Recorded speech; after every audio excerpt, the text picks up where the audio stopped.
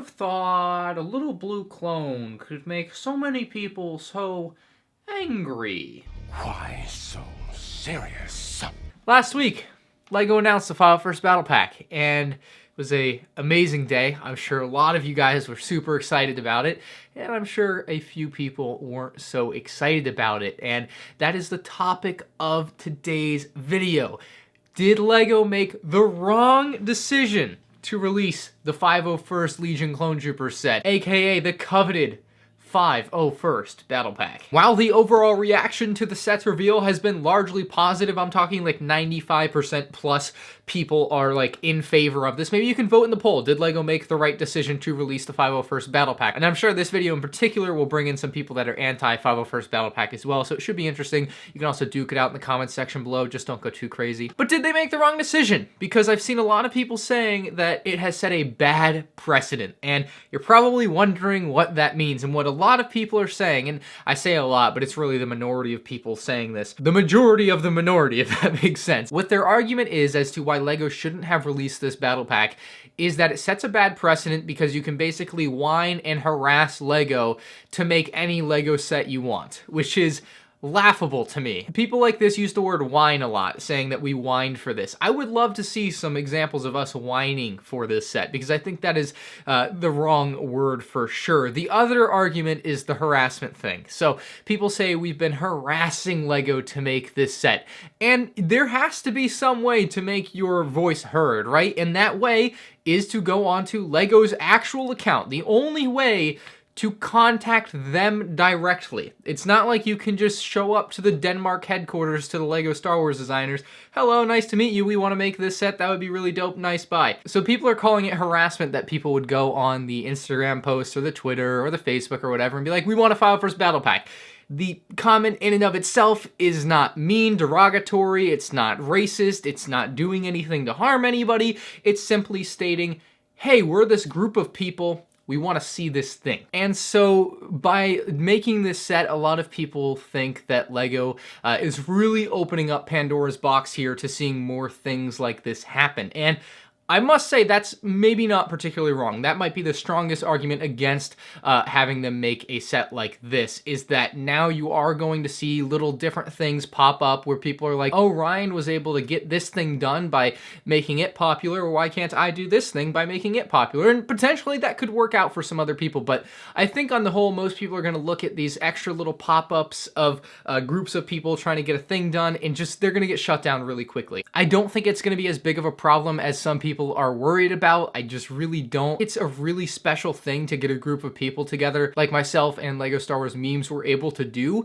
and turn it into something really truly amazing, like a real true grassroots movement. That being said, backtracking a little bit, the word harassment I think is really strong for what's happened here. I think harassment is, yeah, it's a strong word, right? It definitely sounds like it's been this terrible thing where people are going to employees and on the Instagram page saying, hey, you guys suck, you better make this or we're gonna come burn down the LEGO store. Like, I think harassment sounds like that's happening when that's not the case at all. Maybe, and like you could see in any group of people ever, there were a couple of bad apples, and there's no way to control that. That's not fair to put on myself or anybody else that was part of this movement that wasn't doing such a thing, being derogatory or mean in any way. That wasn't the intention of the campaign, obviously. And I think 99.9% of people were respectful and simply stated the desire for a 501st Battle Pack and left it at that. Some people call what happened bullying, that I have bullied LEGO into making this battle pack, which again I think is laughable and very much overthinking the situation, saying that I bullied them into making this set. No, I saw this thing happening and I'm like, that is a good idea. Let me make it really a thing and make a video about it, and it blew up. That's what happened. Like, it's very simple. And so that brings me to my next topic, which is that why didn't either myself or somebody else just post this on LEGO Ideas and go through the formal, correct route to get a LEGO set made. And the definition of like the correct route to make a LEGO set get made is not one that's like a thing, right? Like there's Lego ideas, right? But that's arbitrary. Lego created it for fans to submit mocks and stuff to possibly create a new IP. That doesn't apply to already existing IPs such as Star Wars or Lego Harry Potter or Lego Friends. Like all these themes that Lego has already done or is doing, you can't just submit on there, get 10,000 votes, and then Lego goes and considers making it a set. That's not a thing. You can't do that. So to the people that are saying, hey, you should have done this was the proper way to do it, there is no precedent. There is no proper way to be like, hey, we all want this thing. How can we all get this thing made? And it turns out the way to get it made is to make your voice heard, and that's what we did. Made a video, got a lot of people behind the cause that were also excited about the potential for a set like this. Quite frankly, it just worked. But back to not using ideas. So you can't use ideas to submit something like a 501st Battle Pack. You can't submit like a UCS Venator on Lego ideas. Like that is not a thing you are allowed to do. And even if you somehow did it and it got 10,000 votes, they would automatically deny it because you can't do that. So without a system in place to submit ideas for something like a Lego Star Wars set, you're basically left out in the open as to how you're supposed to go about doing something like that. And there have been some suggestions, and I want to know, like if the way I did it wasn't the proper way, what is the proper way to tell Lego that you want a Star Wars set made, right? Because I've seen people say, oh, you could just upload a video on a day and that's it.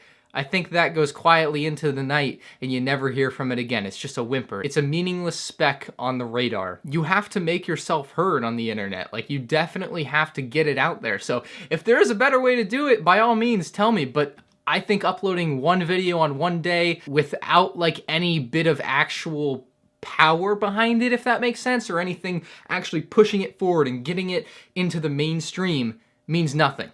It really does. Like, I've made plenty of videos where I've talked about Lego sets I would want, but obviously that doesn't work because there's not 10, 20, 30, 40, 50, 100,000 other people that also want this thing that are going to be like, hey, Lego, we want this thing, and make it very clear.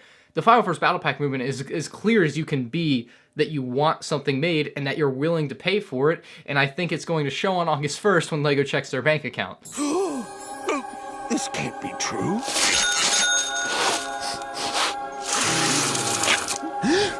It's true! I've landed in money nirvana!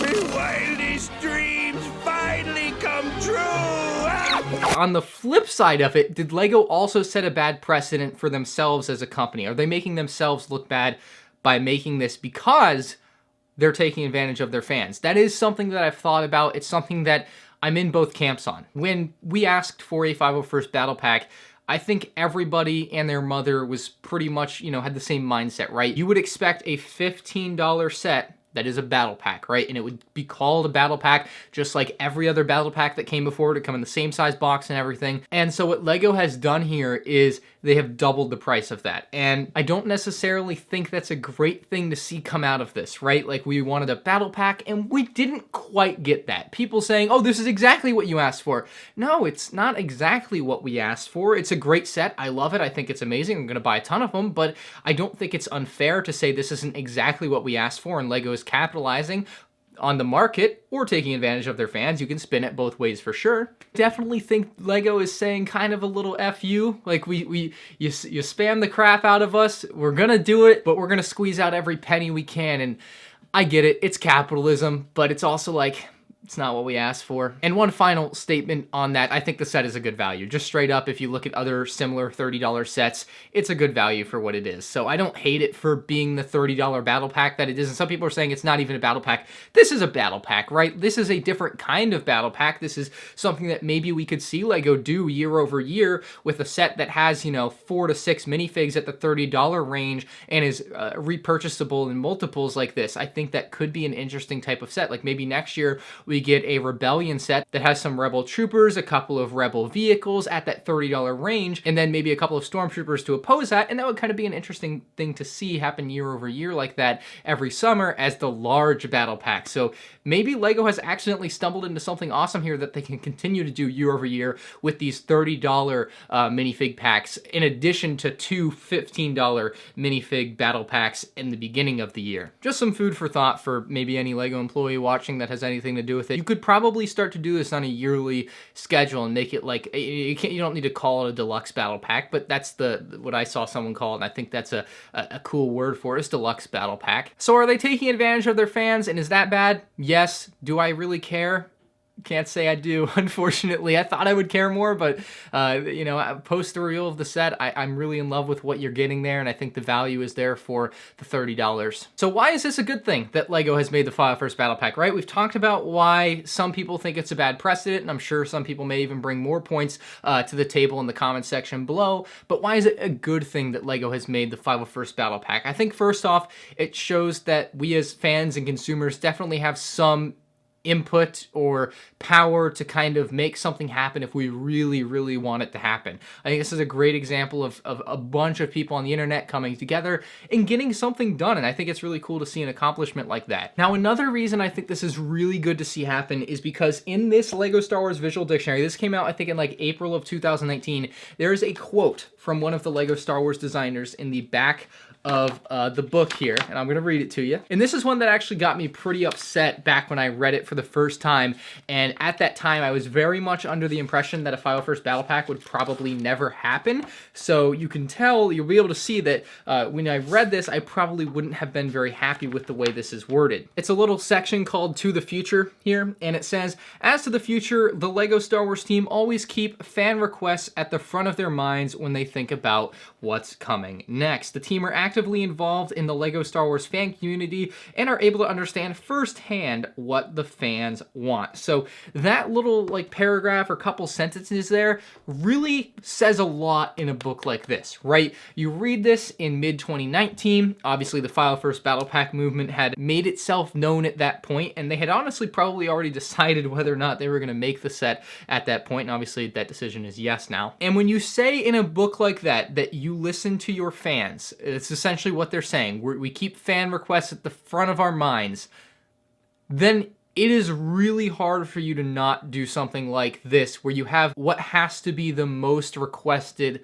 LEGO set ever, right? And if they didn't make this, that statement would have been a straight up lie. I mean, that statement to me was a really bad look until just a few days ago. So it is nice to see that they actually do listen to their fans, which is something I was not quite believing for quite a while. So this definitely is a good thing in my opinion for that. So I'm sure there's more arguments to be made as to why this is a bad precedent. And again, maybe it is. Maybe 4 years from now, I decide we should get a UCS Venator. Everyone else is like, hey, yeah, that's a good idea. And then it becomes a thing again, and then people get upset. And I have one final comment. To the people that were annoyed by the spam on LEGO's Instagram posts in the comment section, like on every post, were you really looking at the comment section of LEGO's Instagram posts every time they posted? I'm sure there were a few people that would, but I find it really hard to believe that the people complaining about the hashtag We Want to File First Battle Pack being in the comment section a lot were really that invested in the LEGO Instagram page comments.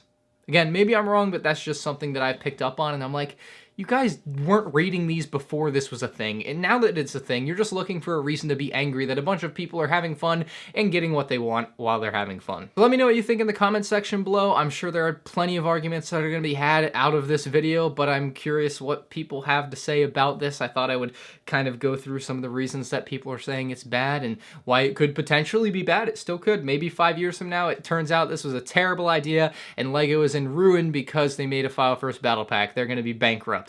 Probably not. Let's be honest.